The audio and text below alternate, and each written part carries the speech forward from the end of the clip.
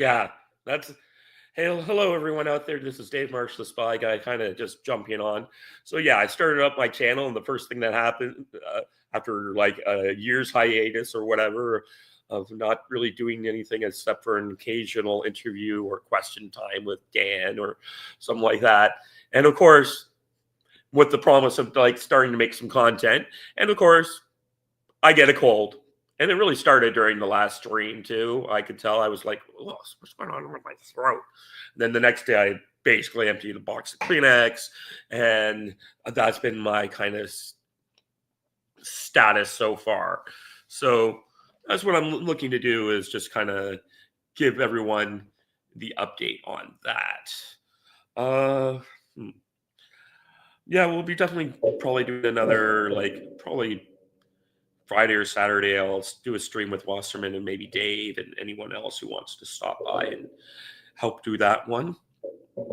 I would have, if I didn't think my voice would crack constantly, I'd probably do something about keep going into the Operation Sourcebook and start talking more about spies.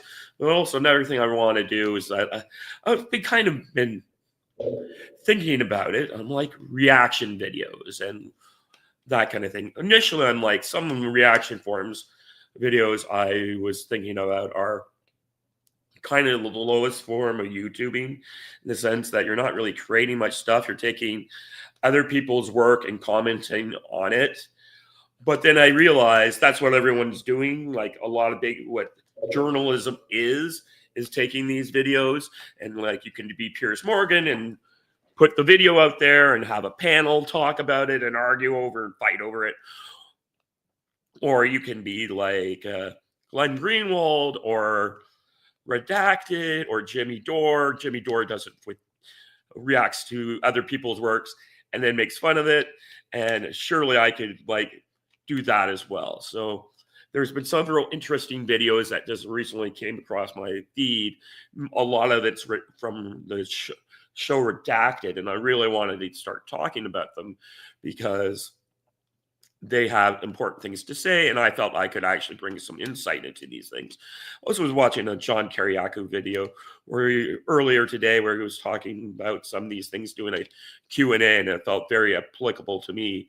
So actually, why don't I bring that one up and we can talk. I'll do my first reaction video like that. So I'm going to go to my YouTube. John Kariakou, like we were doing. And he's got his deep here. Pause it. I'm doing my total Mike Benz thing here. So just the share. That's extra skin. Invite new. Where is it? Share screen, maybe? Yes. Going deep with John Kariakou. So we could do this. I met him once on Guns Out Leaders channel. Why don't we skip about 2.5 minutes in here? Israelis, they were actually arrested by the NYPD. Okay. We've seen just over the past year how they have almost decapitated the Iranian He's talking about government. Mossad, They've certainly decapitated Hezbollah and the Iranian military leadership. Which I always think is sort of like, yeah, that's the problem, is that you can decapitate the military leadership, but what does that mean in a world where we exist with a general staff system? So I kill off all the guys with 4, 3, and 2 stars. Well, then we just bump up all the guys who are 1 to fill those positions. So you can kill a bunch of people, but that's not how. Now, I understand the IRGC is a very corrupt institution, and it certainly weakened its capabilities. All these guys having their blackmail files and all that on each other, and it can disrupt the network. But that's not going to topple a government. It's not like we just killed Gaddafi and it all takes over. Some come with a military dictatorship. Yes, you can do that kind of thing where you take out the boss and his chief gang members, because it's basically a criminal gang running a country. But Iran's not being run as a criminal gang. It's being run by a theology council of ministers and also has a civilian government attached to it. So the idea that Israel thought it was going to just go in and wipe out the leadership, all the generals, and suddenly the country would fall apart. No, that's not how that works. So I'll go on. We know that they have sources in all of the Arab countries. They have sources inside Arab intelligence services. They always know where the next threat is coming from. And I'm convinced that they knew about 9/11, but it was in Israel's interest for the US to be attacked on 9/11 because they knew that we would respond with a very heavy hand and that we would kill a lot of people. And in the end, over the course of 20 years, we killed about 2 million people. Yeah, they really did that. So, and it also makes sense about, like Tucker Carlson said, why aren't we not allowed to know who the guys who made all the heavy stock trade bets were? That would be important information. And if it were the people who were making those stock trade bets were Afghans or Iranians or someone like that, they tell us because they want us to be angry at those people. But they're not telling us. So it implies to me that it was probably friendlier governments. We know that the George W. Bush flew out the entire Saudi family of all the Bin Ladens, and most of any other Saudis were the only people, civilian airplanes that were operating over the continental United States on the day of 9/11 because they were evacuating them out. So that's another thing. So I'm not saying it's just Israel or Mossad or whatever, but it could be Saudi Arabia has its hands all over this stuff too. So just want to put that out there before people start calling me anti-Semite. I tried marrying a Jewish woman. What do you want more? I don't think it's more pro-Jewish than that. In the Middle East and South Asia, when you count both the Iraq War and Afghanistan. So I believe that they knew about it. There's another thing that bothers me. We've all heard the story about the dancing Israelis. There really were dancing Israelis. They were actually arrested by the NYPD and they were held in temporary custody for about 90 days after 9/11. Why was there such a... And that was covered by Fox News at the time and was taken down later as a story for some reason. Why does that happen? Who has the ability to force the newspaper or mass media organizations to take things down like that? That's weird. A large team of Israeli intelligence officials in New York on 9/11. Why would they be there? And why would they be dancing in celebration at the collapse of the World Trade Center? Because they knew it was coming and they knew what our reaction would be. So that's why I believe that the Israelis knew about 9/11. Jess Unravels, thanks for the $2.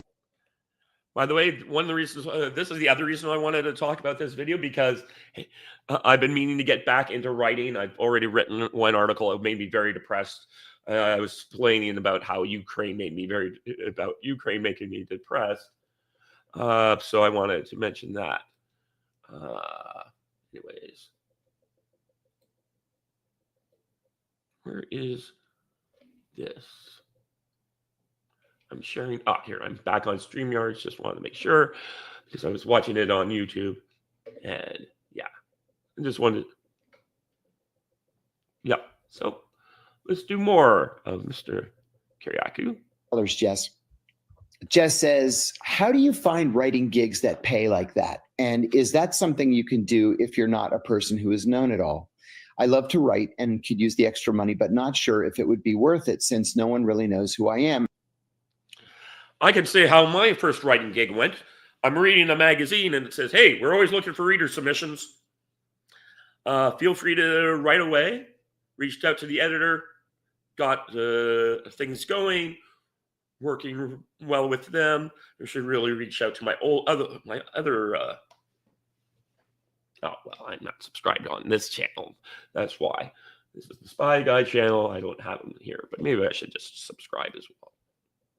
Like, the least I could do is subscribe to him on 2 channels and put a like for like talking about his work. And probably doesn't necessarily care what I think. LOL. Don't sell yourself short. I'll tell you how I started. Granted, I had already blown the whistle on the CIA's torture program, but by 2007, people had forgotten who I was. This was well before my arrest, so nobody remembered who in the world John Kiriakou was. In any event, I was working at a Big Four accounting firm at the time as the deputy head of their competitive intelligence practice. And I got a call from a CIA friend of mine, a former boss of mine, who said that I should expect a call from Paramount Pictures, that they had asked him to do something. He was not equipped to do it, but he said, I have a friend who would do it, and he referred them to me. So Paramount Pictures called. It was the vice president for legal affairs. And they said that they were going to come out with a movie called The Kite Runner, based on a book of the same name. And they had inadvertently put the child actors at risk. And they needed somebody to quietly go to Afghanistan, bribe everybody that needed to be bribed, and get these children and their family members out of Afghanistan. So I took 2 weeks off, vacation. I flew to Afghanistan. I bribed everybody I could bribe, and I got 27 people onto a plane, and we all flew to Dubai, and we saved the families. Okay, when I got back, I said to a buddy of mine, he said, well, how was Afghanistan? I said, it was kind of cool. It was a little bit dangerous. It was fun. I'm an adrenaline junkie, so I love that stuff anyway. And he said, but what was it like being in Afghanistan, like in wartime? And I said, oh, dude, listen. I said, we're losing the war. We're losing. And I have so many books on the war and how we lost it around here that Fool's Errand is definitely a good one to read, and precipitous of Afghanistan, of Ukraine, where that direction of travel is going. So do recommend. Kind of listed these 4, 5, 6 points. By the way, in case anyone doesn't know it, Fool's Errand by Scott Horton of the antiwar.com, I believe. Anyways. Points of things that I had noticed while I was there. And he said, you should write an op-ed. I said, I've never written an op-ed before. I don't even know how I'd go about doing it. And he said, write it like you're telling the story, and I can get it placed. So I wrote this op-ed, and the next thing I know, it's in the Sunday Los Angeles Times. And then I get a check for $400. And the LA Times editorial page editor said, hey, listen, we really like your writing style. If you want to write other articles for us, just send them in. I said, great. So I don't know, I've written half a dozen op-eds for the LA Times, but then I thought, you know what? If I can write for the LA Times, I can write for anybody. So I've written for the New York Times. I've written for the Washington Post. I've written for the Wall Street Journal, the Guardian. And then I thought, rather than do this once every 6 months, I'd like to do it like regularly. And maybe you can't make a living off of it, but $300, $400, $500, that's $300, $400, $500 I didn't have yesterday. Yeah, and that's the thing. Can you not? Depends on what you think is a living. $2,000, you get one article. It's not that hard. I've written 1,500, 1,700 word articles in a day. Usually I didn't spend 1 or 2 rounds of proofreading after that, so it's usually a 48-hour process. That's $500 for weeks work, a week. 4 articles, $500 a shot at, so $2,000 a month is,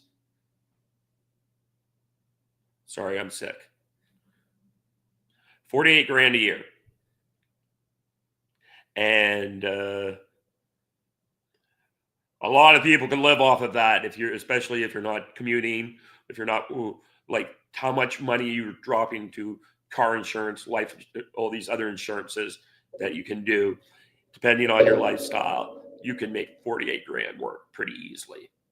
Uh, that's normally when I'm working full time, I'm making 55 to 60, but I have a hell of a commute to make that work doing that. Yeah, I have. Well, anyways, I'll let him continue, but that's something you can do out there, guys. Like something I've been meaning to get back into doing as well.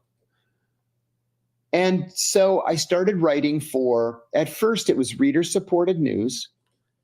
And I just checked out their website, and I think I'll start putting some stuff together for them. They have interesting groups of people already writing on their thing, and it's definitely something that can be out there. Like I said, I've written for Strategy Tactics, World at War magazine, Modern War magazine, sadly, which has gone away, Against the Odds, which is going away. I got to get back to writing that article I was writing for them. It was about 4,000 words. So I have the outline of 800. It's just been a matter of getting more productive and getting out of the funk and just getting focused. I've been meaning to do this show for months, and then I finally got around to doing it again. And it's all about creating habits. And then it was Consortium News. And then it was Consortium News and Covert Action magazine. And then occasionally I'll write for a Greek newspaper. But the bottom line is this. You just have to start writing and don't stop. An op-ed should be between 700 and 1,200 words, and it should be tight and concise. And start off by just sending it everywhere. Send it to the Post and the Times and the LA Times and the LA Review of Books and the London Review of Books and the Guardian and this website and that website and the other website. And once you get published, then you can say, hi, my name is Jess Unravels. My work has appeared in such publications as, and then you list them and you say, I would like to submit this op-ed for your consideration. And then you're going to be shocked when they actually take the op-ed and then they send you a check for $400. I'm going to recommend that you start with reader-supported news. They have a part of their website called Writing for Godot. They don't pay for it, but it's a portal by which anybody can get published. If they like what you're writing, in that they like your style, not necessarily the content, because, free speech and all. If they like what you're writing, they'll publish it. And then you can take the fact that you've been published at reader-supported news and go to other outlets and say, I've written for reader-supported news. And then you submit it to Covert Action magazine and you say, I'm in Covert Action magazine. So that's how you get started. You just have to write all the time. Yep. And eventually that dam is going to break, and then you're going to find that you're a professional writer. Yep. So good luck, Jess. So far, you can do it. Just a second. Watson 30,000 says, I believe you said that CIA would use. I just wanted to say that this is an interesting question right here. So I'll rewind and not interrupt it. So good luck, Jess. You can do it. Watson 30,000 says, I believe you said that CIA would use or allow the Saudis spying on us to get around laws that stopped CIA operating in the United States. Yes, I did say that. Could it be the case that Trump is using Israeli intelligence as his eyes and ears directly instead of domestic intelligence because he no longer trusts domestic? Absolutely, yes. Or better yet, he depends on Israeli intelligence for information on opposing deep state domestic intelligence factions. Also, yes. Maybe this is part of a negotiated deal with him. Listen, everything you say there is absolutely plausible. Yeah, I agree as well. It would make a lot more sense about what Trump's been up to in relegation to Israel if that's true. Like the idea that he's using the Mossad to get around the fact that he can't trust the CIA or the FBI to give him stuff. That being said, he might use it against, given what we've been watching him do, though. I'm not too sure about that. and then John will give us his viewpoint. But like, it would make a lot of sense to do that, and he'll. I don't have any proof, of course, that it's happening, but the answer to every one of those questions is yes. I would add, though, that I think it's more likely, probably, that rather than using Israeli intelligence, which would then have it hanging over his head and there would be a quid pro quo and they would want something from him, I wouldn't be surprised if he was using British intelligence.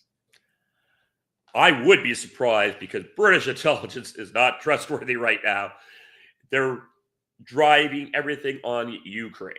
Now, that being said, you might be able to trust the British intelligence on that, but I think the British intelligence agencies are currently in cahoots with the bad actors in the deep state in the United States. I think they basically, the deep state of the United States, for what it's called, basically copied and pasted itself on the British model. So Trump is a disruptor. He's here to break up those traditional power plays. So I wouldn't use the British. I wouldn't use the French. I wouldn't use any European power. I think it would be much more likely he would be using a power that's more aligned with his agenda than the Five Eyes. I think it would be much more better for him to go and get like the Saudi, especially the Saudis, who he and KSM, not KSM. The Prince of Saudi Arabia is like, those guys are tight. And I think he could trust those guys to do what's best for him and to help him out on stuff. So the Middle Eastern intelligence agencies and Trump are very aligned and very,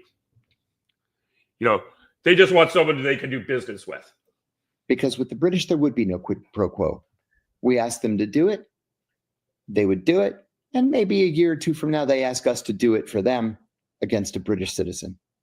But the bottom line is everything that you're proposing here is certainly plausible. Yes. The Stick 2035 says, John, in your humble opinion, what is worse, a political system paralyzed by international blackmail or a mole? These are not mutually exclusive, correct? Yeah, so this is going to get into very much what this channel is supposed to be about. I'm not too sure about the international blackmail stuff. We're really not seeing that. I think it's more like these people just live a certain lifestyle that's not allowed to the rest of us. And they're not really like, I think, American blackmail, though, and whatever. She's lost in the wilderness of mirrors. She's playing in the same boat as, my head's kind of foggy right now.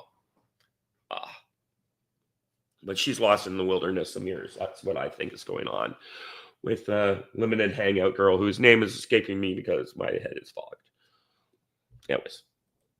Correct. They are not mutually exclusive, and they are both extraordinarily damaging. But let's look at the damage separately. So a political system paralyzed by international blackmail, the entire country would be hurt by that. The entire system would be harmed, would be corrupted when there is a political system paralyzed by blackmail, regardless of where the blackmail is coming from. Although I can guess what you're thinking. A mole, while the mole theoretically puts the entire country at risk, imagine a mole with access to nuclear secrets. Most moles aren't that highly placed. So they're not necessarily putting the whole country at risk so much as they're putting specific operations at risk or foreign intelligence assets at risk. Let's look at the two most damaging moles in recent American history, Aldrich Ames and Robert Hansen. Fun fact, I once interviewed Hansen's next door neighbor on my previous channel, Land of Confusion. If you want to look that up, it was interesting. He did the movie, from what I can tell, like the guy who had no idea what the counterintelligence stuff was until the FBI rolls up to his neighbor's house and arrests him. But he did say the movie does get Hansen very right about his personal behaviors. Aldrich Ames was a GS-15 CIA officer in the CIA's Soviet Operations Division, later Russia Operations Division. And Robert Hansen was the head of counterintelligence at the FBI. He's the one that was supposed to be looking for moles in the American government. It turned out he was the mole. Well, the reason that we realized there was a Hansen, I wonder if he directly replaced James Jesus Ellington, or that probably came much later in his career. I'll have to look at that up at some point. That's an interesting thing because he's the head of counterintelligence.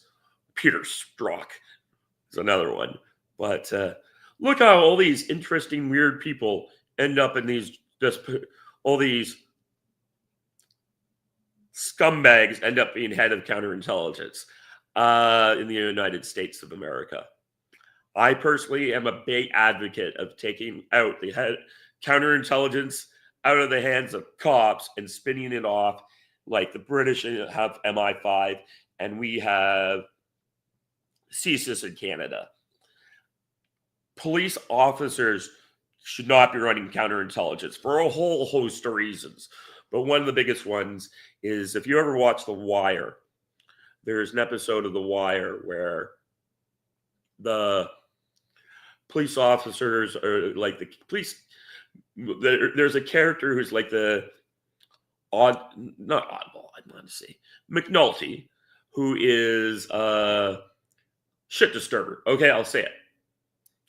And he gets finds a bunch of police cases. He's in exile in the boat service where he didn't want to end up, right?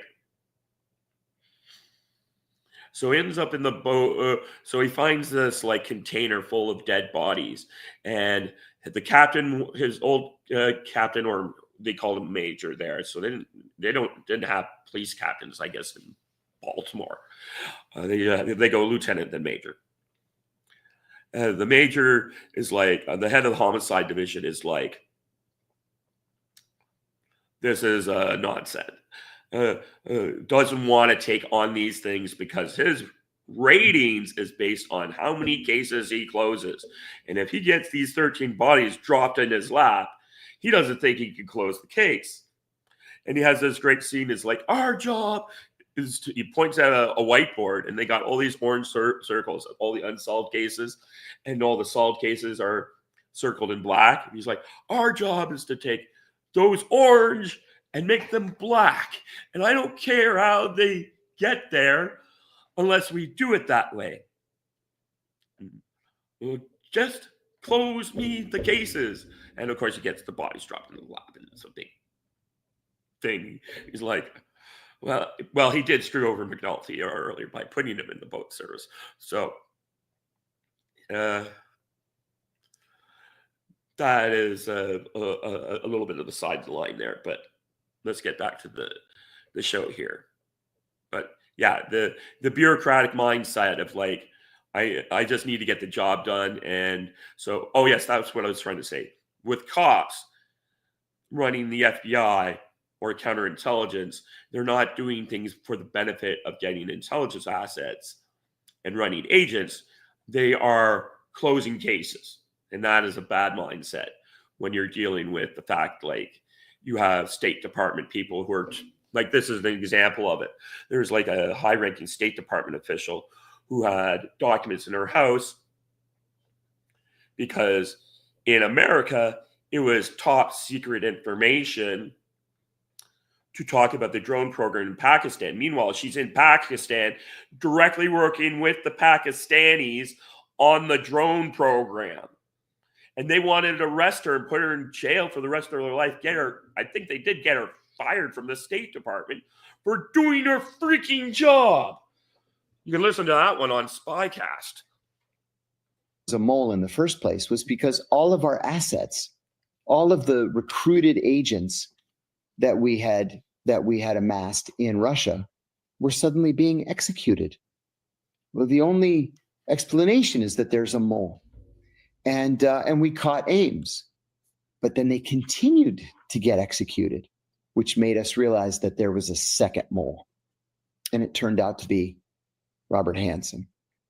Robert Hansen. So did they put the whole country at risk? Theoretically, maybe. Practically, no, not really. They resulted in the deaths of probably 24 people, which is awful. And Hansen died in a steel bunk in the Supermax prison in Florence, Colorado, which is what he deserved. Aldrich Ames is going to die the same death in the same place, which is what he deserves. But a political system paralyzed by international blackmail hurts all of us. And I think that that's probably worse. Mindspace 696 says, was Epstein working for Israel? Was he working for U.S. intelligence? Please, it's way past time people stopped thinking solely in terms of states. Epstein was an agent of transnational Jewish power, just as Ghislaine Maxwell's father, Robert Maxwell, was an agent of transnational Jewish power. That's where analysis needs to go.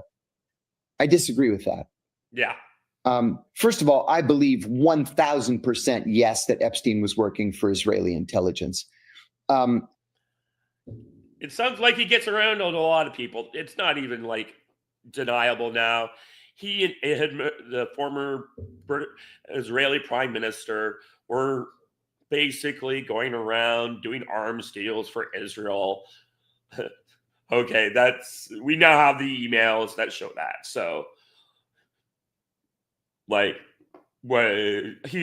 Jeffrey Epstein was an arms dealer, and he gets around and he works for a lot of people, and that's just what Mike Benz does a really great thing, and we'll be covering some of Mike Benz stuff on here.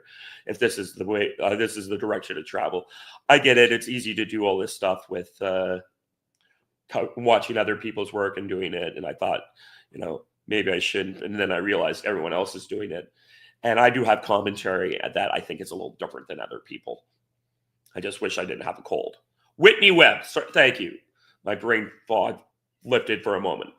Her book on international blackmail, which I've listened to some of it, and it's like, you have extensive, like Ben said it. She's got really great sourcing. She's done a lot of work, but she has yet to prove there's any blackmail going on here. She's just showing that the CIA is just another criminal, worked with literal criminal conspiracies. And I have said here previously on this channel, every intelligence agency is a criminal gang by every other country's definition. Like, you are doing, the reason we want morally ambiguous people working for them is because they're engaged in a criminal conspiracy. Okay, that's to undermine other governments, recruit agents, and steal information from them. That's what they're doing. I don't think he was working for U.S. intelligence, just because what Epstein was able to get away with for so long is not the way U.S. intelligence operates. I don't believe in transnational Jewish power. I think. Yeah, that is something that's coming out of the Epstein emails. It doesn't look like transnational Israel Jewish power, but there's a lot of Jews who work together to help Israel, and they're all part of AIPAC, and that's doing that. And there's something similar here in Canada. My ex-fiance used to complain about it. And we had David S. on here, and I once mentioned it to him, and he's like, that's just America or Canada. That's just all these guilty Jews who feel bad for missing out on the Holocaust and make other Jews feel bad for missing out on the Holocaust. And they're very pro-Israeli. But he's like, I've been to Israel. We don't think like that. That's not our problem. We have much more. We have our own stuff we're dealing with. So you can't say that. That's anti-Semitic. And then you're like, you can read it in Haaretz, which is an Israeli newspaper, right? Like, so many things that we are like, you're an anti-Semite, you don't know anything. I'm like, we can really read this in the Jerusalem Post, people. I think that's a trope. Robert Maxwell was a paid agent of the Israeli Mossad. He was not an agent of transnational Jewish power. I think we get ourselves in trouble when we think up a power center that is bigger than it actually is. So I disagree. CT5336A says, "Hi, John. I recently came across your talks and I'm stuck like glue listening to you. Thank you for that. Thanks a lot for so much interesting content. Something that's been on my mind is the Mandela Bay shootings. Is there anything that you may have heard about? I don't buy the public narrative, and someone said it may have been a Saudi op." Stop. Welcome to Uncommon Knowledge. I'm Peter Robbins. Sorry about that. CT5336A says, "Hi, John. I recently came across your talks and I'm stuck like glue listening to you. Thank you for that. Thanks a lot for so much interesting content. Something that's been on my mind is the Mandela Bay shootings. Is there anything that you may have heard about? I don't buy the public narrative, and someone said it may have been a Saudi op." I think you mean Mandalay Bay in Vegas. You know, I've said many times, I am the least conspiratorial person that I know. I've always been of the belief that the simplest explanation is usually the correct explanation. But I have to agree with you that this one just simply doesn't make sense. And why is it that the information Good morning has either never been fully released or calculator was destroyed? This is the worst mass shooting in American history. You're right. And 48. Probably the worst mass shooting in world history. And we're supposed to think that it was done by one guy in a hotel room who, by all accounts, had no mental problems, no mental illness, was not suicidal, was not. That's no reason to shoot up a country western concert. I haven't heard that it could have been a Saudi op. That would surprise me because the Saudis aren't that sophisticated. But I have to agree with you that there's got to be more than meets the eye. I think that the FBI. Yeah, so I can speak somewhat to the Saudi op. So there is this belief that this was all that Khalid Sheikh Mohammed, or what?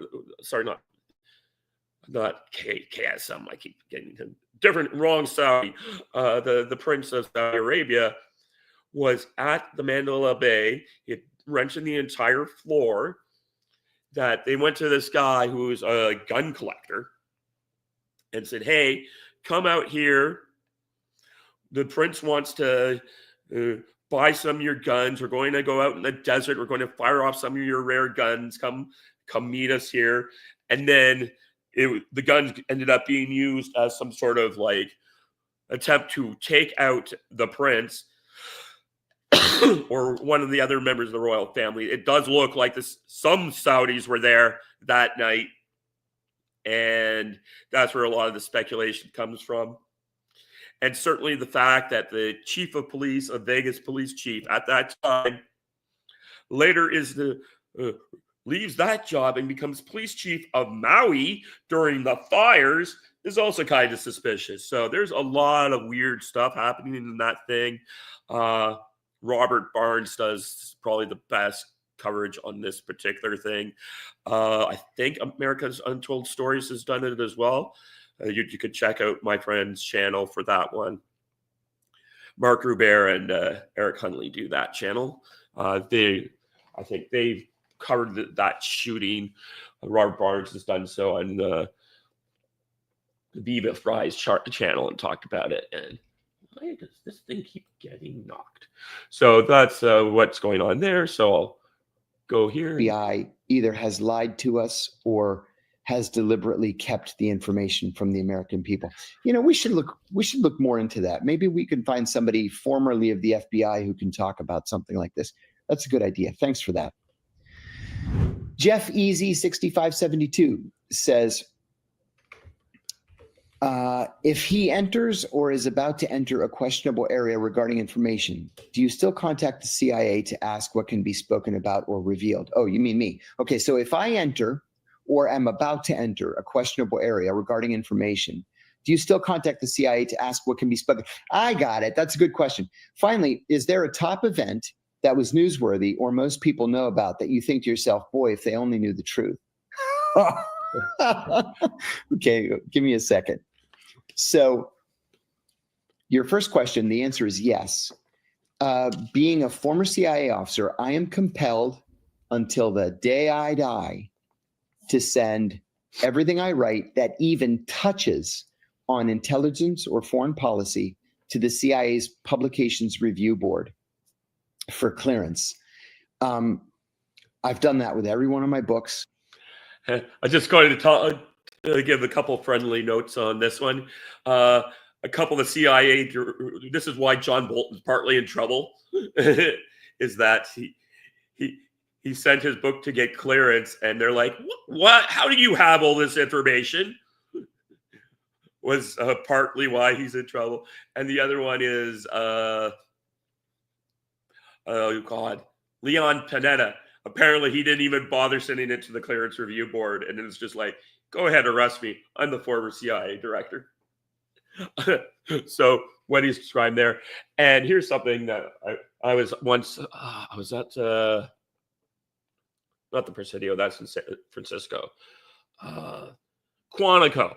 I was at Quantico at the Marine base for a conference. And I'm hanging out with some of my American friends and one of the guys in the government. And then we're driving along. We're trying to figure out where to go. We nearly drive onto a live fire exercise area. That was fun. While we're turning around the car, my friend Merle says to the other guy there, Tom, he says, "So, Tom, what are you going to file on your report on Dave here for your foreign contact report?" And I'm like, "The what now?" Every time the government official who's serving in the United States meets with a foreigner in an official capacity, they have to write a report on it. It doesn't apply if you're retired, so it's not the same thing. But there's definitely a file on me in the Pentagon from all these guys and officers I've met over the years where they've had to fill out reports on what I am. I'm told by at least one of them, who was a former retired Navy captain, that he had nice things to write about me. So that's okay. But I just wanted to give you my anecdote. I don't do it with every one of my articles because a lot of them are based on current information, or a lot of them have to do with prison conditions, sentencing reform, stuff like that. That's not intelligence related. But everything else, yes. If I know that I'm gonna say something new, or I know that I'm going to be asked questions that are new, yes, I have to submit those to the CIA's Publications Review Board for clearance. And I'll tell you what, just between us, they used to be real dicks to me. Yeah, I can until imagine. I got out of prison and public opinion about me began to change. And now they, boom, just like that, in an hour or two, they clear everything I write. My detractors have largely retired or died. And so there's a new generation at the CIA, and they think differently of me. Your second question, though, is there a top event that was newsworthy or most people know about that I think to myself, boy, if they knew the truth? Yes.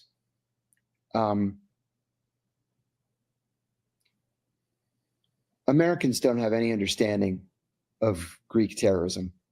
Greek terrorism is not an issue anymore. The terrorist groups in Greece have been destroyed. In large part, they destroyed themselves. In a lesser part, the CIA helped to destroy them. Yeah, and we really, the Greek terrorism thing is a big thing, especially in the 70s. You can watch some great movies on that, or the remnants of Gladio and the set in Italy as well. There's a lot of movies out there if you want to go down that thing and watch some movies about a lot of kidnappings. Really is the thing. John talks about it in his own book as well, about serving in Athens and having to worry about he might accidentally he's worried about attempted assassinations on him. So that's in his book, The Reluctant Spy, which I gotta say is got to be a terrible title. I think his publisher came up with that because John was never. I listened to the audiobook. there's nothing in there that says I'm reluctant to do this. It's like I'm an enthusiastic spy. But the Greeks really get the lion's share of the credit for just stamping out terrorism in Greece.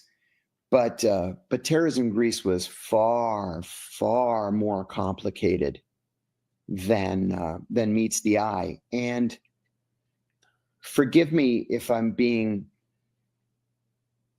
careful here, but the US's